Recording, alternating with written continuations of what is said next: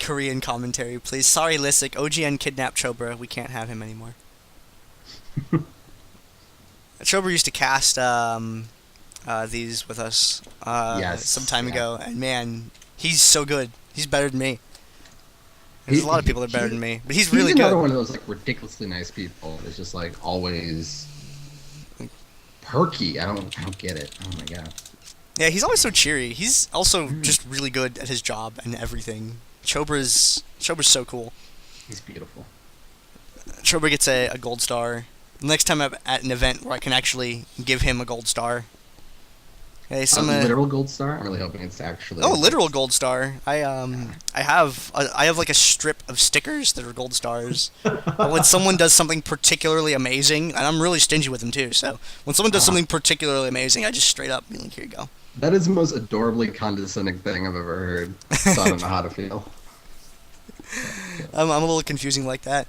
Um, Let me switch over to the little launcher here, and let me type in these bands. So, do you play much? Do you? I've played some reasonably high level Dominion games with Gnome Saint and her Dominion friends who I couldn't tell you who they are, but they're definitely people. And I think my record, I probably have like an 80% win rate in Dominion, so I'm pretty good at it. Wow, man, Obviously, that's pretty good. yeah. I'm the best Thresh player in the world in Dominion, which I Oh, hear I isn't that think I impressive. think Pilar would have something to say about that. You and Pilar should 1v1 bottom lane for title of best Thresh NA Dominion. I'm basically Mad Life, so I don't know if you want any of that. But yeah, Ooh. anytime. Man. All right. Well, Pilar, you heard it. You heard it here first. They're just blasting through picks and bans here too. So I'm just gonna gloss over the bans real quick. Those bans, those champs are banned because they're problems. Ari is specifically a targeted ban against Mitsuru 7 because she's one of the best Ari players that we have in Dominion. And we're seeing Kale being picked up. Kale, imagine a ranged AD champion that can hit everyone on the team. No, Pretty- I don't want any. That's why Kale gets banned. She gets out of control late in the game. And she gets picked when she doesn't get banned because she's a nightmare. We're seeing Brand and Ramus. Ramus is a really good tank. Sometimes he's a little bit difficult to engage with, but his durability and his crowd control are really, really good. And Brand, a lot of AoE damage, which is good AP carry, brings a stun to the table. There's nothing bad about him. There you go. Actually, I'm curious. I'll ask you since you're a beacon of knowledge. J-Span, is Span worth in Dominion? Because he used to be like my favorite champion, and now he's terrible in some of his games. Oh man, dude, Jace is still a disaster over here. To Disguise is a really, really powerful ability, Yeah. and his poke it's mostly that poke and that chase ability because he's so fast. He has such long range poke. It's really good for harassing people off of points or interrupting caps from a really safe distance. He can get really active on the map because of his movement speed. And there was the blat incident where i.e. Jace comes down to the bottom point. He initiates in on a Kha'Zix, switches to gun form, blat, 3 critical hits for 800 something damage. Oh, Kha'Zix dies.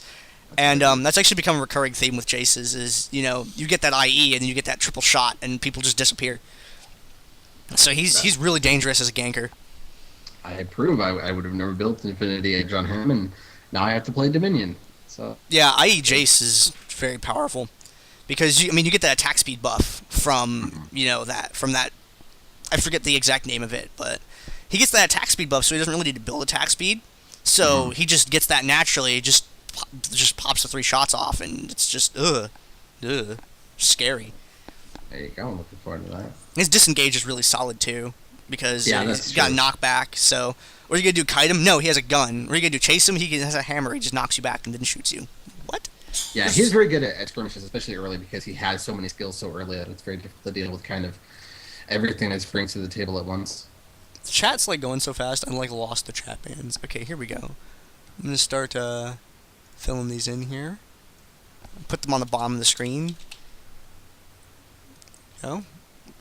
Mao and Pantheon, pretty popular picks. Mao is a really good tank. He's difficult to unseat from points because of Maelstrom. And he's got really long range poke, too. With the saplings. Yeah, those do a lot. Those do a surprising amount of damage if you hit both procs of it. So much damage. The AP ratio is like 1,000,000.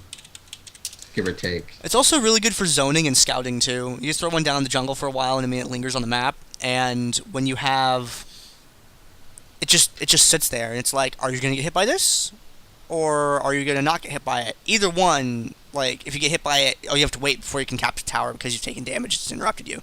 Or if you wait for it to stall out, that's still time that you're not capturing a tower. Yeah, I've just gotten some competitive insight from Gnomesan, who says that the cat player always picks cat when they can't get Ari. They have a little thing for cat, apparently. She's easily the best cat in NA Dominion, just by a lot. But does she have red card Katarina? Oh, I hope she can't hear you. She's so mad that that's the only one she doesn't own. Well, it's coming out. She can get it in February. Yeah, she's been constantly complaining about that for like a year, and she's like super hyped that she can actually get it now. But anytime someone brings up that, she gets all salty. It's a really good. Oh, look at she did hear you in the chat. It's just like all caps. Oh, I'm calling Bill Murray because we need a Ghostbuster. Mm-hmm. Yeah, the players usually hang around in the lobby during the band pick phase because we've got the summer blockers, so they like to hang out and listen to the banter and things like that. And then I have to hope that I don't give away any picks before they're made. Yeah, I gotta watch my mouth, Can't give away any of the secret strats that I've already figured out. Mm-hmm. It's a top secret. Yeah. Just we're waiting for someone to bust out the Vlad one of these days. It won't be me. I'm not very good at Vlad. I can play anything. I'll play Vlad. Okay. I'll win too. I'll win. 100% win rate. Easy. So what are the name of these teams on? So the team on the left is Sofanda's Bear Tibbers. All right. And the team on the right, I actually don't have any idea because I don't. There were a lot of technical issues at the start of the broadcast that like 25 minutes of my time. I didn't get a chance to open the bracket and review it. Oh, I'm sorry, dude. I just made you look a little silly. I'm sorry. It's Fat Me and some people. We'll call them Cumley's Gophers. There we go. I'm sure we'll get a link in a second to the actual bracket so we know who they are. Oh, Life is Ezreal. Oh, I get it. Life is easy. That's good. That's good. And they're playing Ezreal. Life is Ezreal. Yeah, Evolution's pretty good Ezreal. Yeah. Moral Sinistral actually playing. Moral Sinistral is a person that we see off and on in tournaments. Moral's a really good player. Moral also, I believe, is currently like the highest ELO player that there is, but that's because the other high ELO players stopped caring because their queue times turned into like 7 hours, so they're just like, I don't care anymore. Yeah. Can you still tell your Dominion ELO? Like, can you still... Not exactly. We have a way to see the ELO of a game that we're in. Yeah. But we can't see what our ELO is, and the margin for error is like 200. So... Oh. All right. We have a pretty huge like window. You could say, well, I'm anywhere between 2,000 and 2,500. I'm somewhere in there. Yeah. I guess you should figure it out by pick order. Like, I assume it does that, at least. Wait, say that again? I missed the first part of what you said. Sort by pick order. So, like, if your first pick, you're higher than, like, in ranked. Like, I don't know if it does that. Oh. It does in ranked. I don't know if it does in normals. Yeah, but what we've taken to doing is when people say, "Oh, what ELO do you play at?" We just say Dominion. And they're like, "Oh, what ELO do you play at?" We play at Dominion ELO. And they're like, "What does that even mean?" You just need brackets of how hard people try. So well, like, this there's is the Heimerdinger bracket, and like this is the backcap bracket. We have it in 3 blocks. We have no revives, some revives, all revives, and then Peck's pre-made.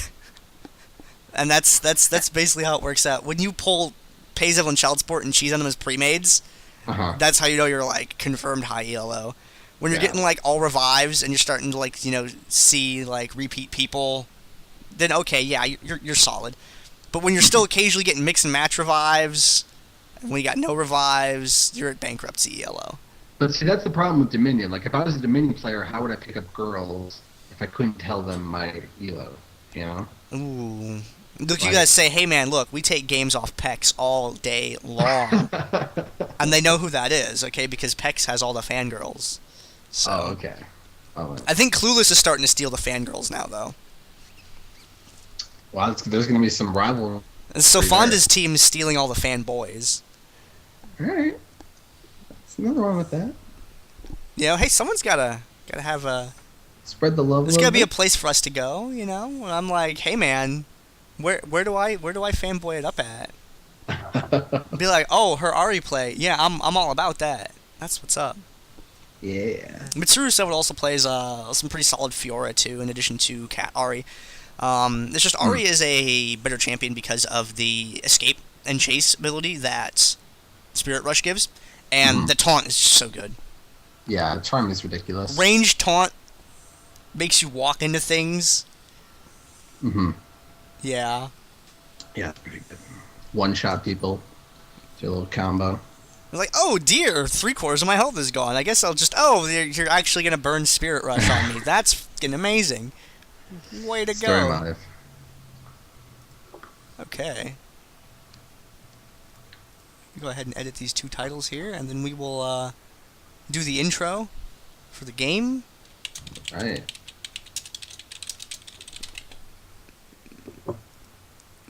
Let's see if I can get these names to actually fit on the screen. There we go, there's one. Let's go ahead and put this other one together.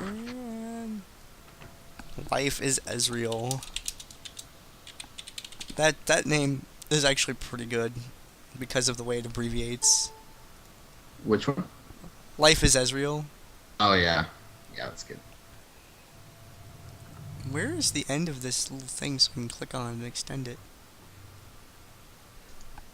Oh no, it already fits. Okay, cool. Alright, hello everyone. This is the round of 8, I think? I forgot to check the bracket, Yeah. but hey, there you go. This game is going to be Sofanda's Bear Tibbers versus Life is Ezreal. On Sofanda's Tibbers' team, we have Ipu Unicorns playing as Maokai, MMKH playing as Pantheon, Northpaw playing as Kale, Mitsuru 7 playing as Katarina, and Corval playing as Urgot. Remember, guys, you can find Corval streaming for the Knocktober stream on Wednesday the 30th. He has the 4 p.m. to 6 p.m. block. That's Pacific time. So if you want to check out some of his gameplay for that stream, you can find him over there. I'm one half of your commentators. I am Gandare, and casting with me is... Comely. The surprise guest out of nowhere. Yeah, thanks for coming by the show. It's really cool to have you on. If you want to, could you go ahead and intro the other team for us? No, why don't you take care of that, because I'm actually alt-tabbed for just a moment. Yeah, sure. So on the other team, we have Life is Ezreal. We have Clever Advisor playing as Rammus, Fatme playing as Brand Evolution, playing as Ezreal, Moral Sinistral playing as Sona, and Goldjet30 playing as Gragas. Oh, that was a beautiful intro. I would have hated to take that from you. Just had to go plug it on the old Twitter, you know what I mean? Oh yeah, absolutely, guys. If you're on Twitter, Facebook, Reddit, whatever, go hype it up. I like to ride the hype train. And there's a pause. I'm looking at the people that are in this game. I feel like it's Moral, maybe. No, maybe it's just a manner pause. They do it at the beginning of the game sometimes. It wasn't a very long pause. So. Yeah, okay, it probably was. See, there's always we somehow have not had a single tournament where there hasn't been a technical issue of one form, either on my end, or a player's end, or Twitch's end, or something. So when things are actually going too well, they just throw down a pause in one game randomly just to ruin the whole thing. Well, that's, it's tradition. It's very important. Otherwise, something worse would happen. Yeah, that's true. It's the karma. And oh, great stun in there from Pantheon. Little Heartsticker Strike and Airborne Action from him and Maokai. Yeah, I think another boss here. The Ezreal matchup is actually really nice with that Pantheon. He's very safe at removing that shield. That Pantheon is so dangerous when he goes in. Yeah, I saw there was a Pantheon earlier on in the tournament that had a really good round against a Zac just because of his shield block procs that saved his butt. And you have to respect that from Pantheon. Don't fight him around minions, man. It gets icky. Yeah, definitely. Ideally he wants to wait for it to pop before he jumps in with that stun to reset it, of course. And if you make him blow it early, he can have to use that W a little bit earlier than he wants to. But yeah, we got a nice little pause here. What do you think about the Gragas versus Urgot? I don't really know anything about Gragas spot in Dominion. Yeah, Urgot's an amazing bottom lane champion. He's one of those ones that if you're gonna play Dominion, buy Urgot in case you have to go bottom because no one else on the team will do it. Because he's just a really good champion. He's really, really safe too. Durable character, long range harass, all sorts of things. Gragas in particular does a lot of damage, and if he's actually able to get hits in on Urgot, he can scare him back, but as long as Urgot can continue to land corrosive charges, he can harass Gragas out faster than he himself will get harassed out. Gragas is also a little bit less likely to be just blown up by Urgot later on. Urgot's going to have to get some chip damage in on him first. He can't really 100-0 him in a fight too easily. Ooh, good taunt on Northpaw. Northpaw is able to get back away, though. Yeah, we have a lot of action here in the top lane. Maokai actually going in very hard. He's causing a lot of damage before the fight, and it looks like they are going to get the brand kill and follow up, hopefully, with another kill or two. They are quite low.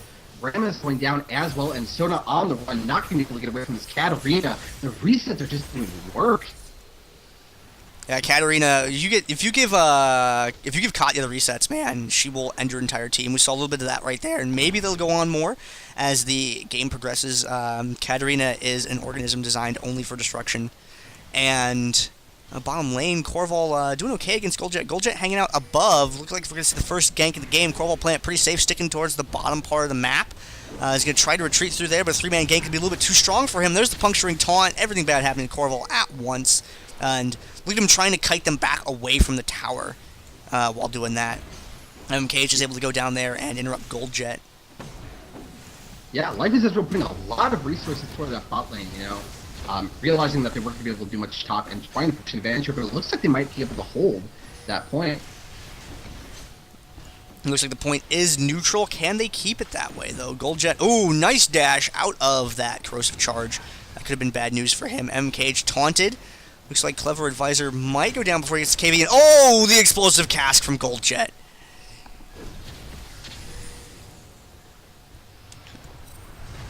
You see Katarina once again going on this poor Sona. Looks like she is going to be able to get back to base, not going to be able to secure the kill, and so no reset just yet for Katarina.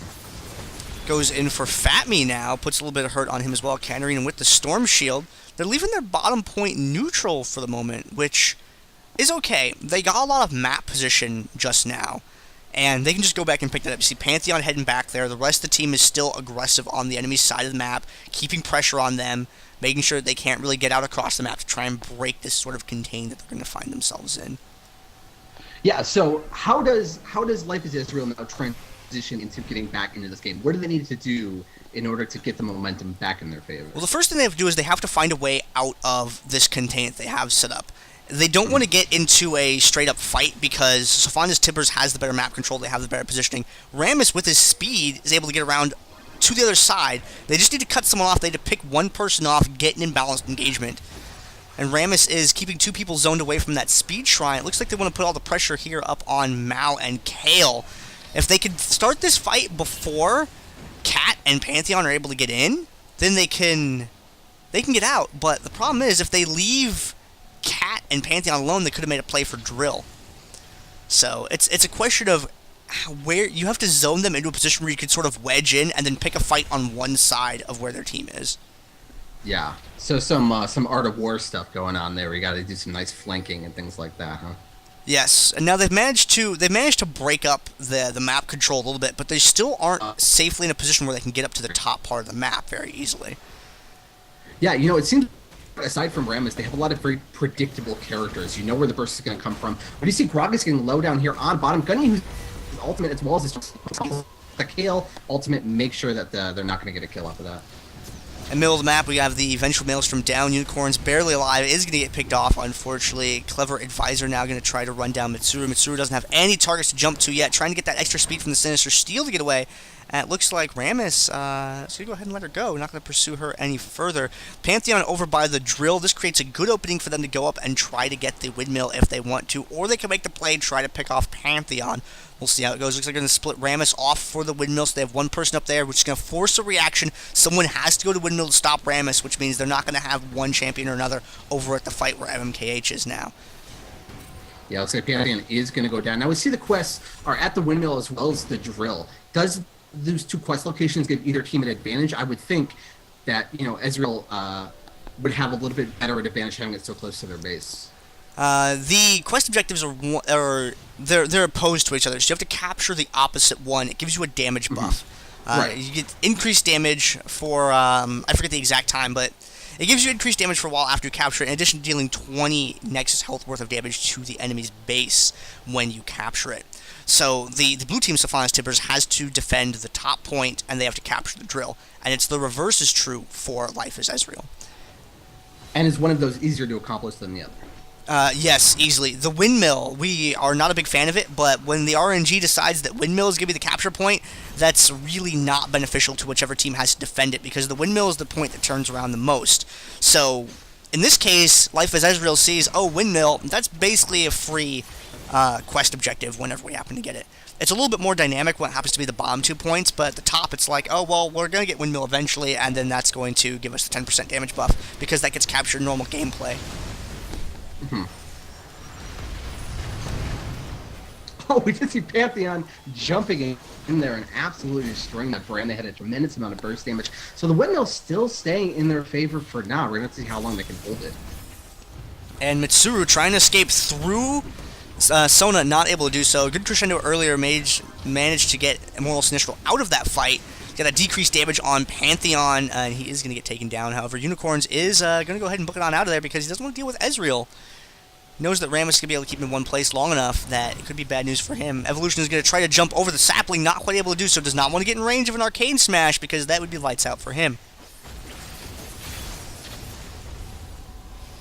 Yeah, we see another kill ultimate coming down here on this Maokai, keeping him alive once again. Do any of the item buys strike you as particularly unique, or is this pretty much what we see in most of the Dominion games? Well, Brand with the Morellos is actually kind of unusual. It's something we don't see too often. Everything else looks pretty standard. You see Sweeper, Last Whisper, Urgot with a Sanguine Blade. A lot of people like to opt for a little bit of a Brutalizer item earlier on Urgot, but if you're bottom laning, you really want that stacking sustain from the attack damage lifesteal that the Sanguine Blade has.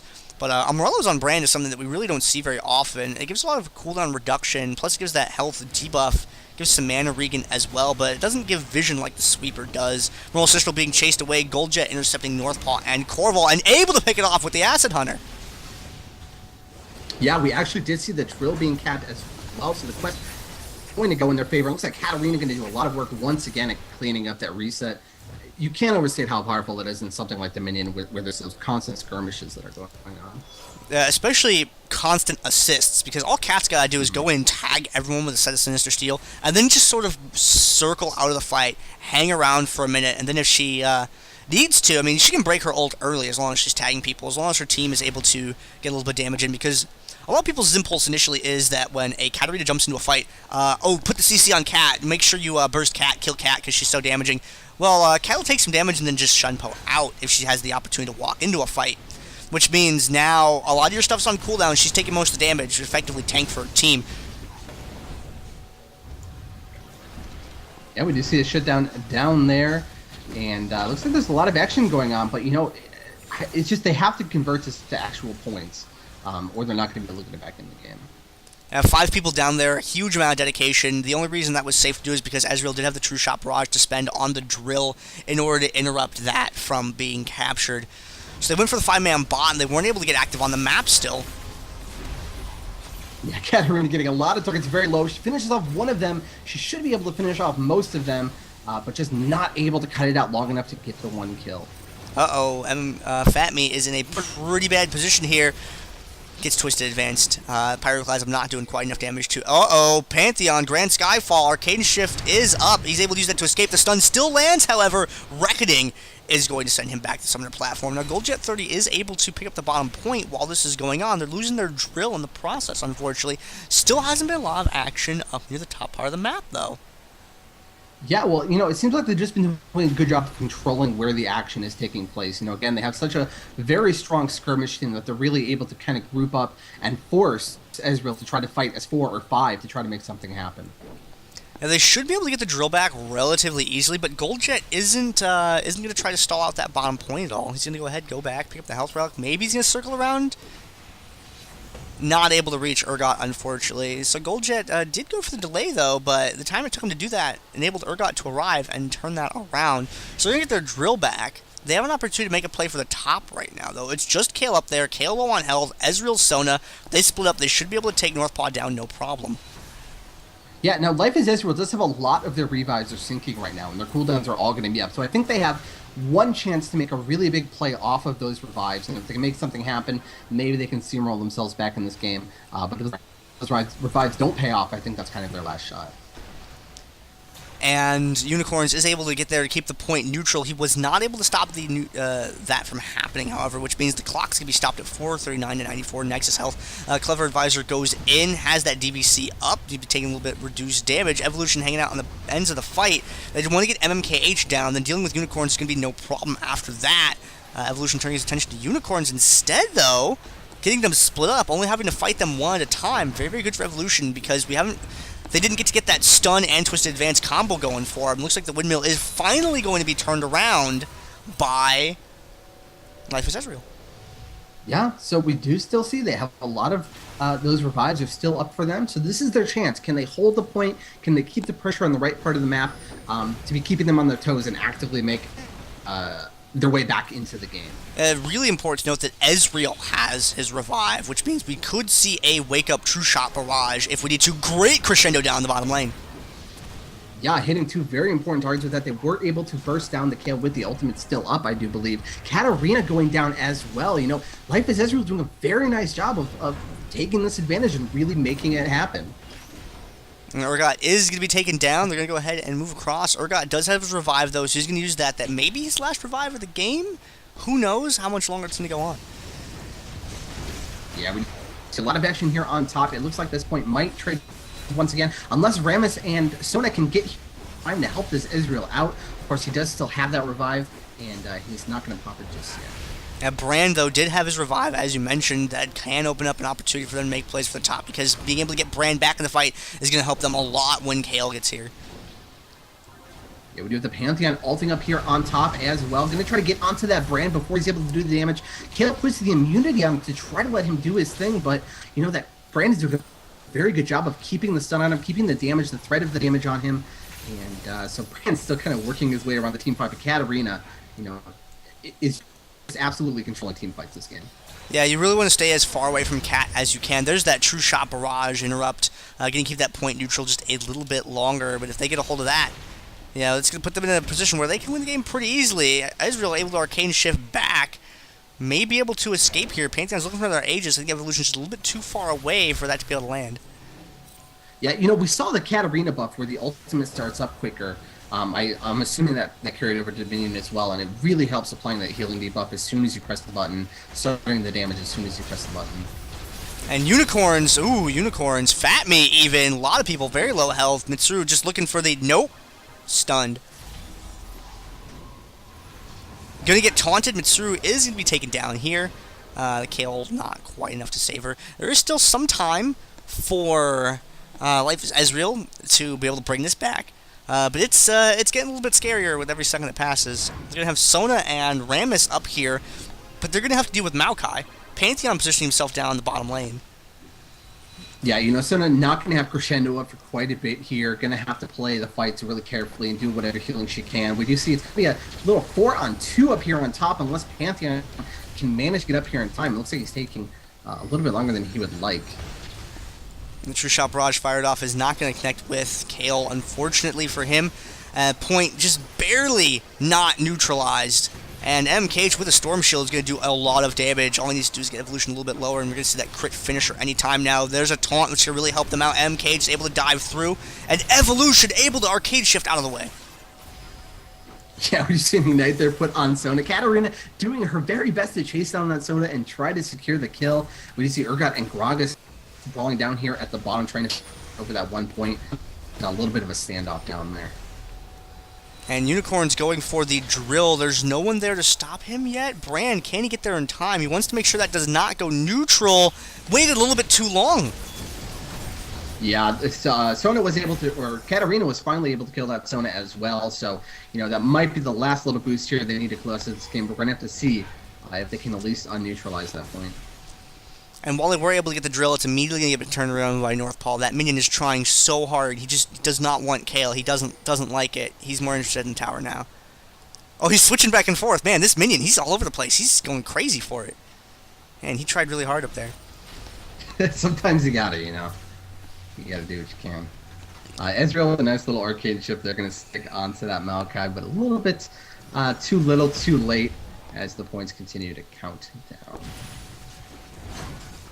MKH and Corval down at the bottom part of the map. Fatme there as well. Exhaust on Fatme. Gold Jet's going to show up. And oh dear, Mitsuru with the damage. Good old Katarina, right? Yeah, she has plenty of pen going for her right now. Able to put out a lot of hurt. Jumps through to Corval. And it looks like Sofanda's Tibbers is going to take this game. There you go.